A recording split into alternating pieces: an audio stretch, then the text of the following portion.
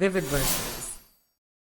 There's a version of a man who falls apart when his world shifts beneath him, who goes pale at a kitchen table, who raises his voice, who grips the counter like he needs it to hold him upright.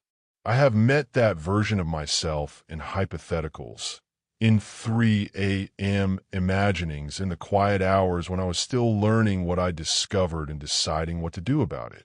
I'm not that man today. Today I have a presentation at 10 o'clock. It is the kind of presentation that arrives once in a career, maybe twice, if you're lucky and persistent and the right people happen to be in the room. I have worked toward this morning for 8 months. I know the material the way a musician knows a difficult piece. Not just the notes, but the spaces between them, the exact breath before the crescendo, the silence that lands harder than any sound. I have been awake since 5. The apartment is quiet the way it gets when two people are not quite sleeping but are not ready to speak. I made coffee. I stood at the window and watched the sky change from black to the particular gray-blue that comes before the sun commits. I thought about nothing.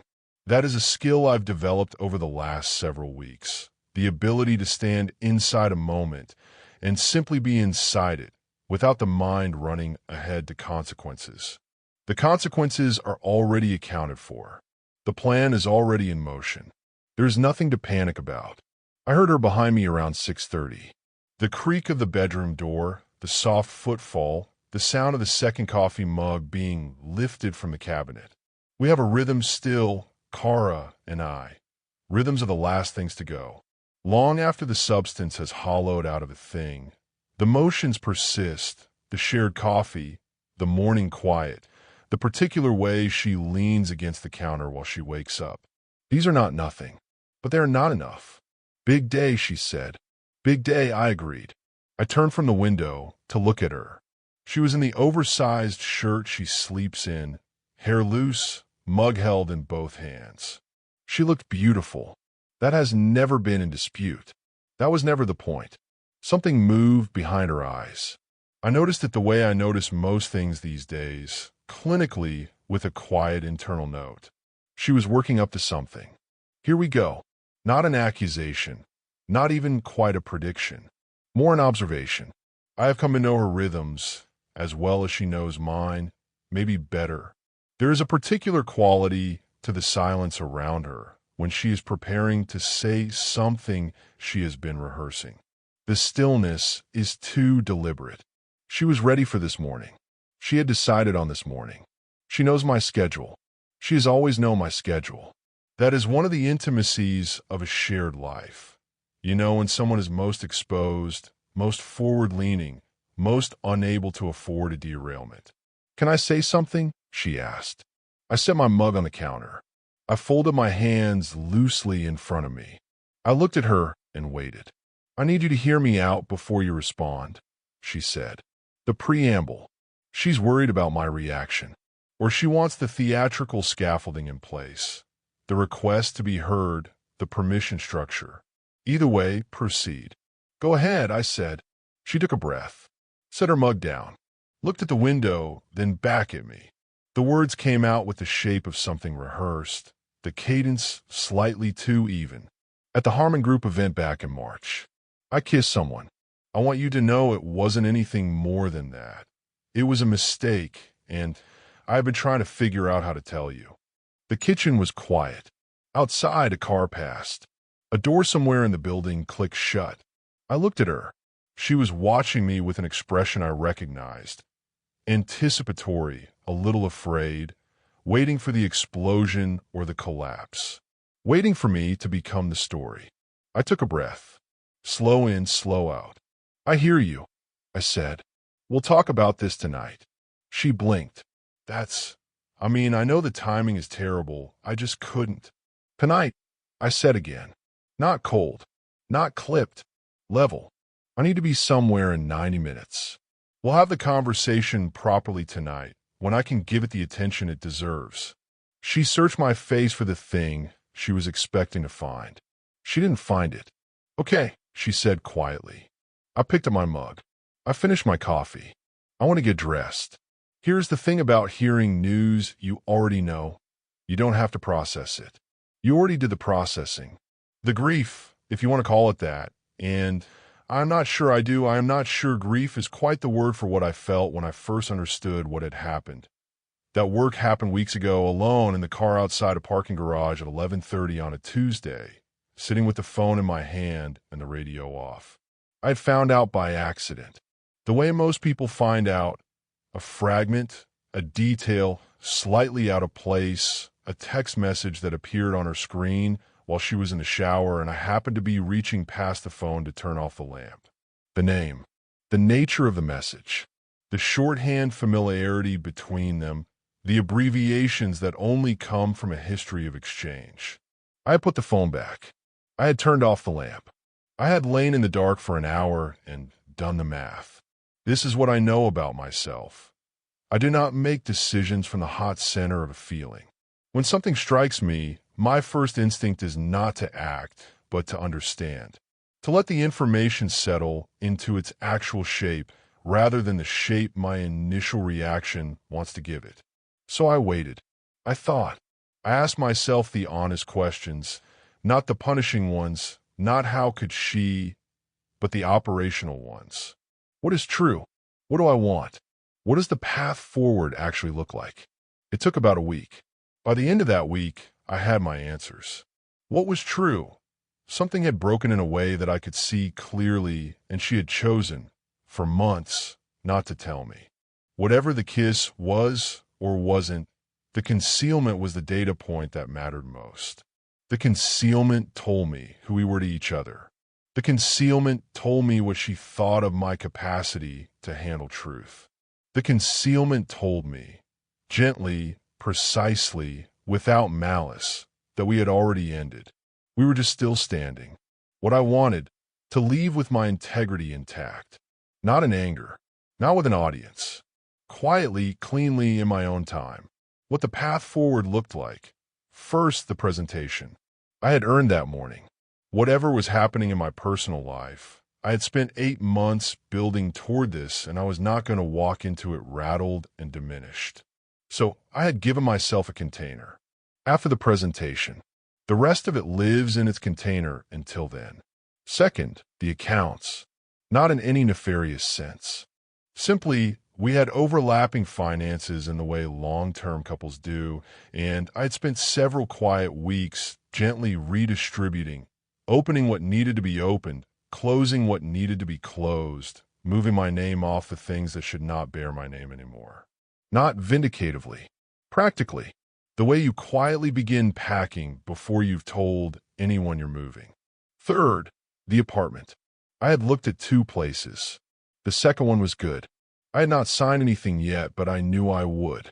All of this was already in motion when she walked into the kitchen this morning and said the words she said. Her timing was not an accident. I understood that without needing to analyze it much. She had been sitting on this for months, and she had chosen this morning because this morning was the morning I could least afford to be destabilized. Whether that was conscious strategy or simply the manifestation of a guilt that had grown heavier than she could carry, I did not know. I'm not sure it mattered. What mattered was that I had refused to be destabilized. I hear you. We'll talk about this tonight. Not deflection, not dismissal, a simple truth. The conversation deserved space, and this morning was not the space for it. I had given her that clearly. I had given her, actually, a kindness, the promise of a real conversation, not a rushed and fractured one. I knotted my tie in the bathroom mirror and looked at myself. I looked fine. The conference room was on the 14th floor, which meant nothing except that the view out the east-facing window was very good, and the light at 10 in the morning came in at an angle that made everything look serious and considered. I had been in this room before, in lesser contexts. Today there were 9 people around the table. The principals, the relevant stakeholders, 2 board observers who rarely attended anything operational. I had 35 minutes. I had 35 minutes of material that I had compressed from 3 months of thinking. My phone was in my jacket pocket, face down, on silent. I had not checked it since leaving the apartment. I clicked to the first slide, and I began. There is a particular state I reach when I'm doing something I know very well. The thinking becomes transparent, not absent, but invisible, running beneath the presentation like groundwater beneath a road. I'm not performing the material. I am simply moving through it, and the words come correctly, and the pauses land where they should, and the questions from around the table are the questions I anticipated, and the ones I didn't are interesting, and I handle them without distress. 22 minutes in, one of the board observers interrupted. He was older, the kind of older that meant he had seen everything and was therefore suspicious of everything. And his question was sharp and slightly adversarial, designed to find a soft spot. I had met his type before. I knew what the question was actually asking beneath its stated surface. I answered the stated question first. Then I answered the actual question. Then I said, which brings me to slide 28, and I moved forward. I heard him make a small sound, the kind a person makes when they expected resistance and found ground. At 31 minutes, someone laughed. Genuine laughter, the kind that means something landed, and I let it breathe before I continued. At 35 minutes, I closed. The room was quiet for a moment that I have learned to let be quiet. Then the conversation started. There was a particular quality to it. The questions were no longer probing for weaknesses. They were about implementation, about timeline, about what we'd need. That is the specific shift you work toward. The room stops interrogating the idea and starts inhabiting it. I answered each question. I stayed seated. I did not fidget, did not check my phone, did not allow any part of me to be somewhere else. When the meeting broke up 40 minutes later, I shook hands with 9 people. The last hand I shook was the board observer's. He held it a half-second longer than necessary. Thorough, he said. Coming from him, it was the highest available praise. I thanked him and walked to the elevator. In the lobby, I stopped and checked my phone for the first time since morning. 3 messages from Kara. The first, sent at 9. Good luck today. I mean that. The second, sent at 11. I know you said tonight, but I just need to know you're okay. The third, sent at 12:40. Please let me know you got my message. I stood in the lobby for a moment. She is worried I will come home a different version of myself than I was this morning. She is worried the morning gave me time to become the hot, wounded version, the one who throws things or goes cold, the one she's been anticipating for months. She did not know that I had already become and resolved the hot, wounded version 3 weeks ago, in private without an audience. That what she was getting tonight was not a reaction, but a conclusion. I typed, meeting went well. See you tonight. I put my phone in my pocket and went to find lunch.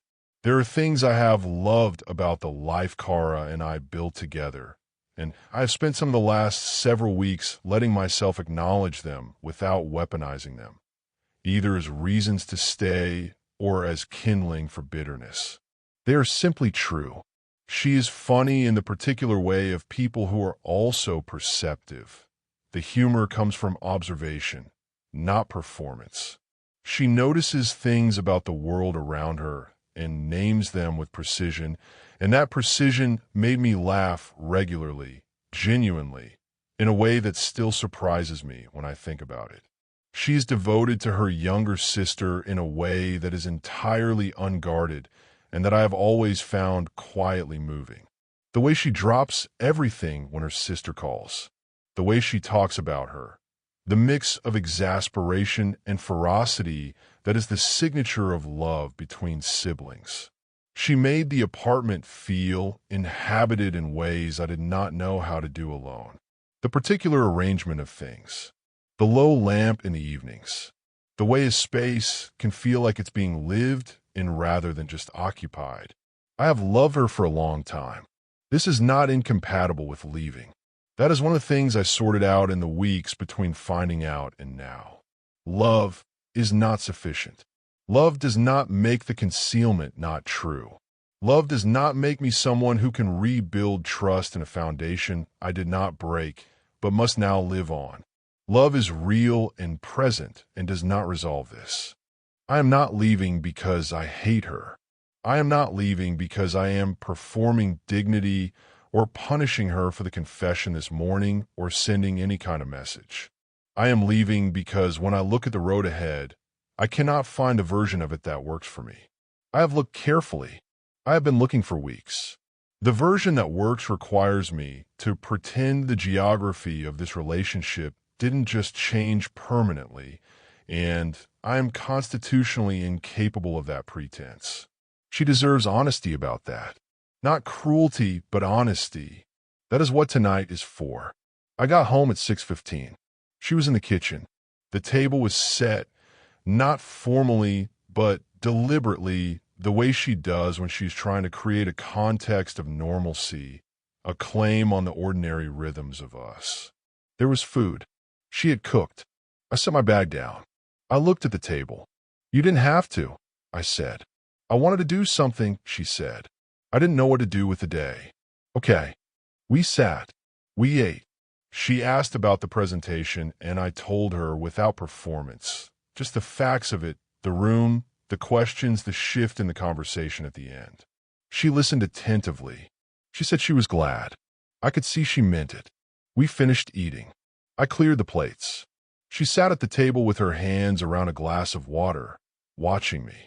I dried my hands on the dish towel. I folded it and set it on the counter. I turned around and leaned back against the counter edge and looked at her. Okay, I said. Let's talk. Her jaw tightened slightly. I know this morning was terrible timing. I'm sorry for that. I've been carrying this since March, and I couldn't carry it anymore. And I think the pressure of the morning just... Kara, I said gently, I'm not here to cross-examine the timing. I'm going to tell you what I need to tell you. She went very still. I took a breath. Not the kind that buys time, the kind that finds the right register. I know about March, I said. I've known for a few weeks. She stared at me. Not because you told me, I said. I found out another way. I'm not going to get into the specifics. It doesn't matter. What matters is that I've had time to sit with it, to think about it, to figure out what's true for me. You knew. Her voice was barely there. I knew. And you didn't say anything. No. Why? Because I needed to think. I needed to be clear about what I wanted before I had this conversation. I didn't want to have it from the middle of the feeling. I wanted to have it from a decided place. She pressed her fingers to her mouth for a moment. I could see the recalibration happening. She had spent months anticipating a reaction, and I had reordered the whole frame of it. What is the decided place? She asked. I'm going to move out, I said. Not tomorrow, but soon. I've already started looking, and I've found something that will work. The silence in the room was large. Because of the kiss, she said. Because of what the kiss and the concealment together tell me about where we are, I said. Not as a punishment. I want to be very clear about that. I'm not punishing you. I'm telling you what is true for me. Which is what? That something changed. And I've looked at the road ahead, both versions of it. The one where we try to work through this and the one where I leave. And I can see the second one more clearly. I can see myself in it. I can't quite see myself in the first one. She was crying quietly.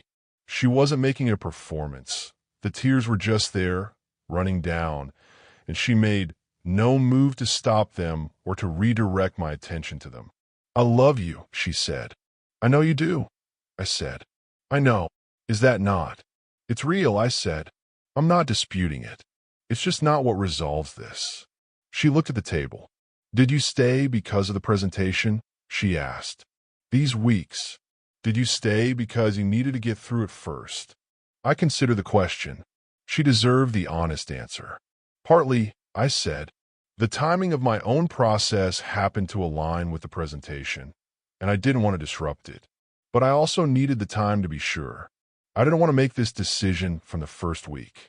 I wanted to know that what I was feeling at the end of it was the same as what I felt at the beginning. And it is. She exhaled. It was a long exhale, the kind that comes when you've been holding your breath for a very long time, longer even than you realized, and your body finally decides to stop. "I'm sorry," she said. "I am genuinely sorry. Not because you're leaving. Because I made the choice I made, and then I kept it from you, and I know what that was." "I believe you," I said. "Is there anything I can say that?" "No," I said. Not harshly. Simply, there isn't. And I think some part of you knew that before you said it, which is why you asked it as a question. She almost smiled in a grief-soaked way. "You always did that," she said. "Saw through the thing to the thing underneath it. Sometimes. More than sometimes." I didn't argue with her. We talked for another hour. Not about trying to save it. We had both arrived at tonight understanding that this was the end of that conversation, even if she had gotten there in the last 10 minutes and I had gotten there weeks ago. We talked about the practical things, the logistics of a shared life being ungently disassembled. We talked about the lease, about what was mine and what was hers, about the reasonable timeline for transition. She did not plead. I want to say that fairly. Whatever I had anticipated from her in the weeks of imagining this conversation, she did not try to argue me back into staying. She cried, and she was honest, and at one point she said, "I think I was hoping the confession this morning would crack something open and you'd react, and we'd fight, and somehow that would mean we were still in it." And I said that I understood that, and I did. There is a particular grace that becomes available when neither person is performing. When you have both gotten past the strategies and the positioning, and you are simply two people in a kitchen understanding that something is over. I did not know if Kara had access to that grace, or if she would find it later, in other conversations with herself when the shock wore off. But it was present in the room tonight, and I was grateful for it. At close to 9 o'clock, she said she needed to go to her sister's. "Of course," I said. She stood from the table. She looked at me for a moment from across the room. Not searching this time, not anticipating. Just looking. "I hope the presentation led where you wanted it to," she said. "Thank you. I mean it. That's separate from everything else. I always wanted that for you." "I know." She got her coat. She got her keys. She was at the door when she stopped. "Are you going to be okay?" she asked. I looked at her. The question was genuine. There was no angle in it. "Yes," I said. "Are you?" She considered this with the seriousness it deserved. "Eventually," she said. "That's enough," I said. She opened the door. She left. I stood in the kitchen for a moment after the door clicked shut. I stood very still in the quiet, in the particular quality of a room that has just been cleared of a weight it had been carrying for a long time. Then I went and sat down at the table. I sat with the silence the way I have learned to sit with things, not filling it, not rushing past it, not cataloging what it meant, just letting it be the size it actually was. Outside, the street went on its way. Somewhere in the building, someone's television murmured through the wall. The refrigerator cycled on. I had been here before in other configurations. Alone in a room after a chapter ended. There is always this moment, the first moment of the new equation, before the variables rearrange themselves into something familiar. I did not love the moment, but I was not afraid of it. I thought about the presentation, the board observer's half-second handshake, the particular silence in the room before the conversation shifted. I thought about the 8 months behind it and the road ahead. I thought about Kara at her sister's apartment. Sitting on the couch they both grew up knowing, telling her sister in some version of the truth that tonight the thing had finally come apart. Her sister would be fierce on her behalf. That was appropriate. That was how it should go. I did not bear Kara any ill will. I want to be precise about that, because it can be easy to dress up a lack of feeling as a moral achievement when really you are just emptied out and calling it equanimity. This was not that. The care was still there. The history was still there. What was also, there was clarity, a clear view down the road I was actually standing on, unobscured now, not requiring me to squint through the distortion of hope or habit to see it properly. The road was clear. The plan was already in motion. The presentation was done. I got up and washed the dinner dishes slowly in the quiet of the apartment, and then I dried my hands and went to find a piece of paper and a pen because there were a few things worth writing down while they were still precise in my mind. Not as a wound to examine, but as a record of a man who had navigated something difficult without losing the thread of himself, and had come through the other side, still recognizable. There's a version of this story where the morning broke me, where I walked into the most important room of my career with her words still echoing, with the fissure showing in every answer, with the small, desperate quality of a man who needs something to go right because something just went wrong, where I let her timing become my crisis. I did not allow that version. Not because I am cold, not because I don't feel things. I feel things with considerable precision, which is different from being ruled by them, but because that story was not mine to live. My story was the one where I decided what I needed and moved toward it steadily, without theater, without cruelty, and arrive at the morning of the most important presentation of my career already having done the hard work, already decided, already free. I set the pen down. I looked at what I'd written. I folded the paper once and put it in the inner pocket of my jacket, where I keep the things I need to carry. Then I stood up, turned off the kitchen light, stood for a moment at the window in the dark, looking out at the street below, the ordinary light of it, the people moving past, all of them carrying their own equations. The room was mine. The next chapter had no shape yet, which meant it had every shape, which meant it was not a loss, but an opening. I was not unmoved. I was not pretending. I was simply a man who had known a thing was coming and had chosen to meet it standing up, eyes open, fully in possession of himself, and had arrived on the other side of it, exactly where he said he would. That was enough. That, for tonight, was more than enough. Thanks for listening.